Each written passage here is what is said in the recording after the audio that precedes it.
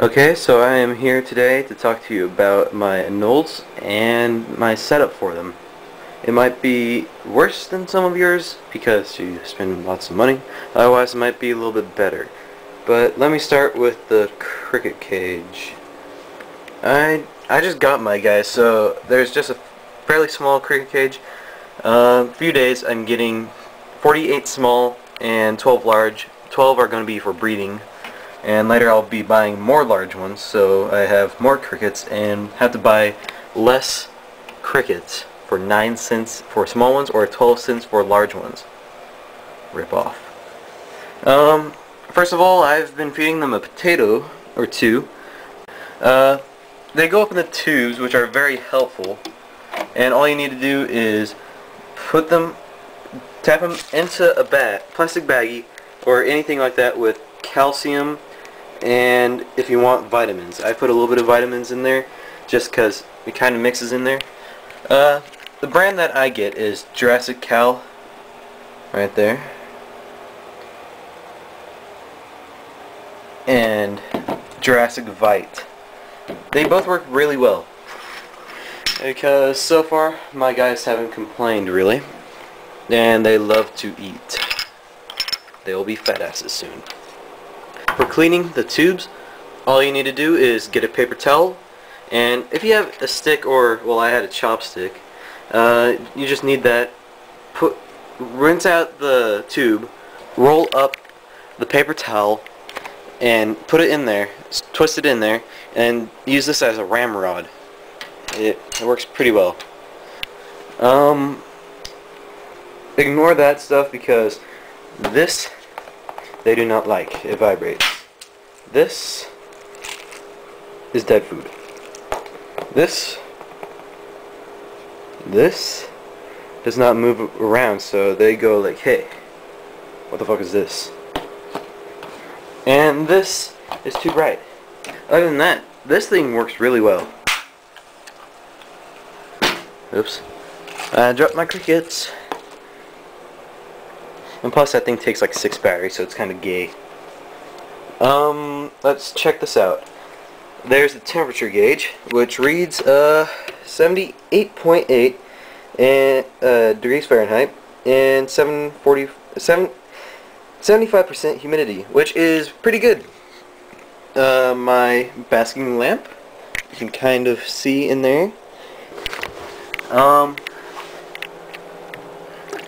This is a necessity.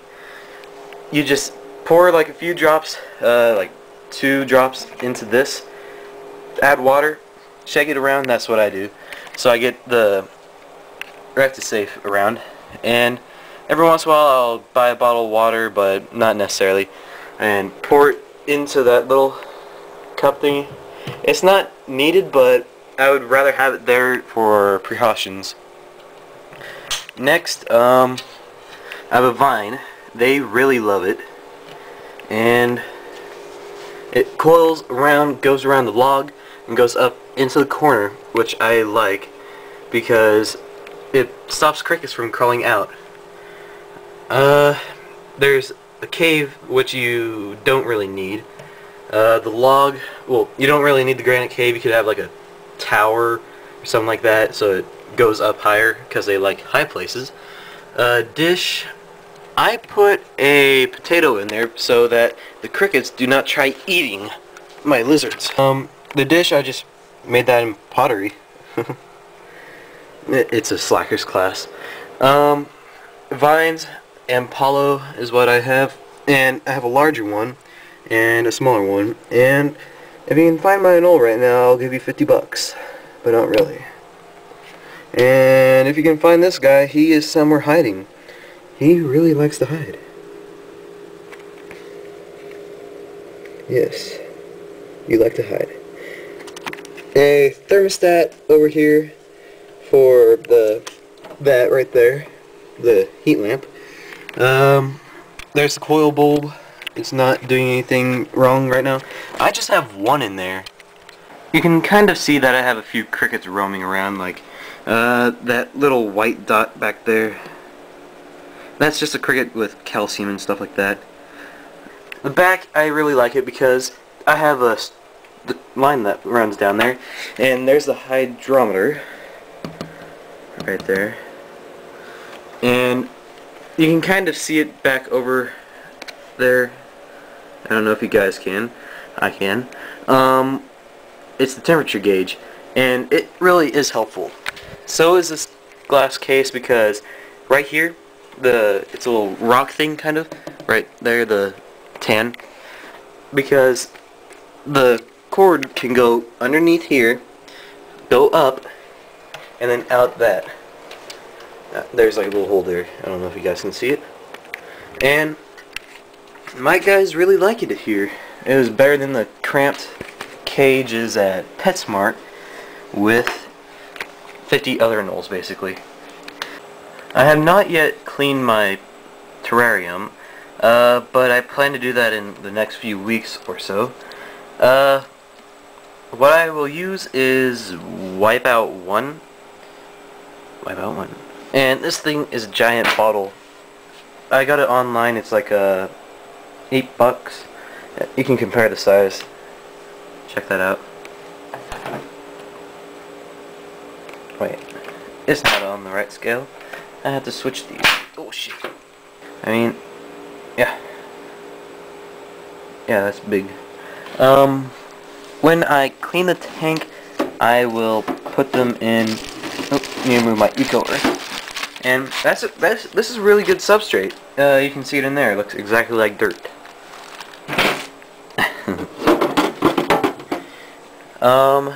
Oops, kind of scared my guys in there. This is what I'll put them in, and if you guys get your anoles at PetSmart or any animal basically at PetSmart, you can tell how big their little cups are. They're like a yay big or so.